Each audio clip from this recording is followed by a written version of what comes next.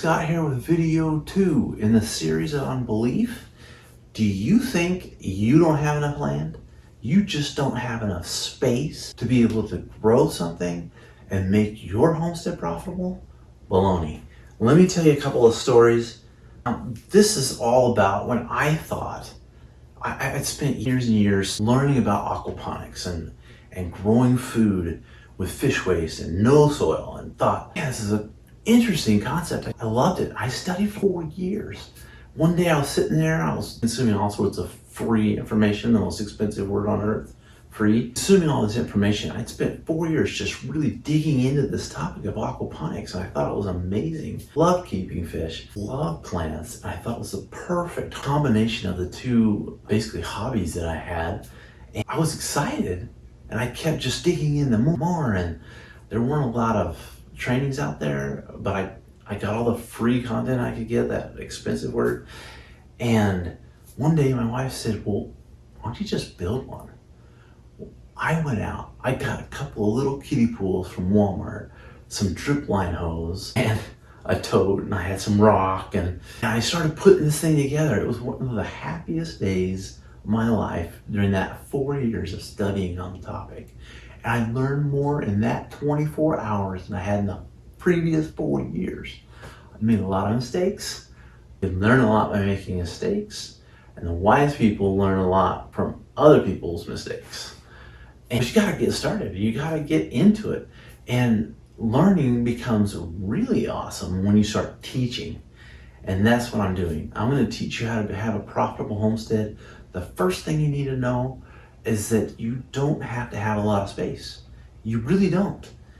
When I first started with aquaponics, I was renting, and all we had was the south of our little property there.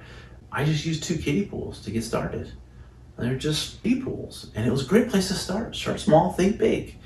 And then I got so enamored with the projects that I ended up finding an old tub was sitting out in the neighbor's yard. Neighbor and I grabbed it and drug it over to my yard, started another aquaponics system. So now I had 2.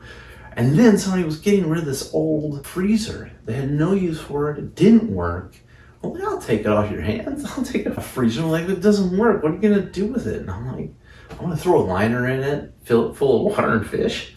And I put some totes above it on the lid. I removed the lid and set it up to the side. Some totes on there, well, some 55-gallon barrels, and then I had some totes on there, and I was growing tomatoes and everything, and winter came, and I was able to move the lid over a little bit more, still have some air.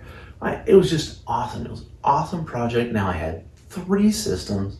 I needed a way to cover it because winter was coming. I didn't know anything about greenhouses. I put up some PVC pipe and got painter's tarps.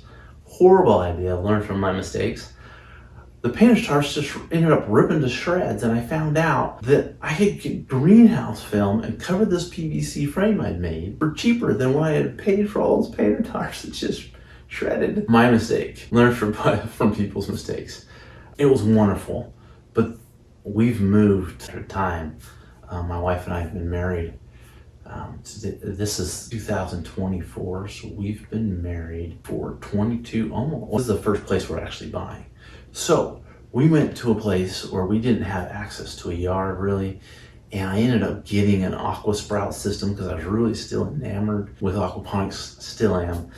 We got in to this space where we just couldn't do a lot, so I got an aquasprout system, which is it goes over a 10-gallon fish tank, and you can grow just little stuff. You know, I grew a tomato plant in there.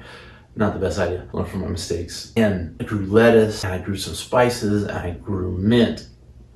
Mint went crazy. I ended up planting it outside here in this yard. I've got mint all around the house now. It's wonderful. And then I started growing in the basement. So whether you've got a window seal and you live in an urban farming area, or you can have plants on your balcony or just a little bit in your kitchen, because that system I actually put on my just counter it was a kitchen top. It was wonderful. Grew great. And you don't have to have a lot. That was a 10-gallon tank. And it grew some food for our family. It was wonderful. And we actually I've got a 55-gallon container downstairs that's growing perpetual lettuce. I always have lettuce. I've got cilantro down there. And we're just, every time we want some fresh salad, it's as fresh as it gets. Cut it off, eat it. It's great. You don't have to have a huge space in order to have some self-sufficiency, in order to grow some food and share that with others. One time I had a space about this big with kale in it, and I was generating so much kale, my family's completely tired of it. If you're a homesteader, you know how this is. You get so much that you cannot handle it. So I ended up giving a whole bunch to my family when we were going up to visit. And we're like, wow, we do green smoothies almost every day. And you think you got more of this stuff? I mean, it was a plot this big and I had kale everywhere. It was wonderful. You don't need that much space and you can produce a lot. Now, the other day I was actually listening to a podcast. It's called the Modern Homesteading Podcast. They were talking all about urban farming, the purpose and the way it helps. It's actually, a small property is a great thing. It's easier to manage. You don't need a lot of space. I actually have this self-sufficient backyard, self-sufficient homeowner. It's all about using a small space to generate as much as you need for your family. Now, if you're living in an apartment complex, it's going to be a little hard if you don't have any property, but you've got access to community gardens. Everywhere I go, there's a community garden. And those are wonderful places for even people that live in really tight conditions. They can find positions. If you want to do it, there's a way to do it. And that's all about belief. If you believe you can do it, you will find a way. And that's wonderful. I'm very excited for you to join us on this journey of belief, finding out more about how to overcome your own beliefs. You can blame it on anybody else and that won't help you at all. Victim mentality just makes everything stop. But when you start believing in your own capacity to do things, you excel at them and you enjoy them. And we'll talk about that more in the next video. And okay, so the next video is all about the false belief that you have to put in so many hours for so much pay. Baloney. That's not the truth. We'll go over that in the next video. Join us, subscribe, watch the next video.